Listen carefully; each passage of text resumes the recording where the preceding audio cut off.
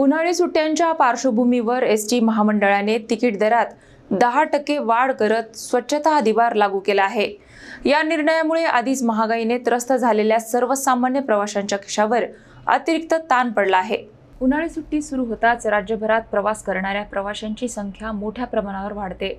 याच पार्श्वभूमीवर महाराष्ट्र राज्य मार्ग परिवहन मंडळाने तिकीट दरात 10%ची हंगामी वाढ लागू करत प्रवाशांना मोठा धक्का दिला आहे।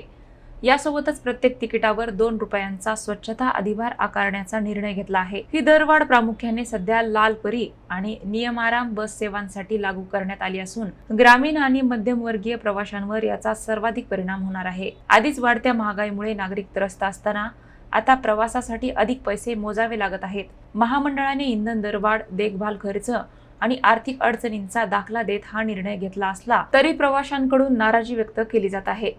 उन्हाळ्याच्या कडक उष्णतेत प्रवास करणे अधिकच कठीण असताना वाढलेले भाडे आणि अतिरिक्त शुल्क यामुळे प्रवाशांचा प्रवास अधिकच त्रासदायक ठरत आहे। एकूणच स्वच्छतेच्या नावाखाली लावण्यात आलेला अधिभार हा प्रवाशांसाठी उन्हाचा चटका आणि खिशाला फटका ठरत असल्याची भावना व्यक्त होत आहे।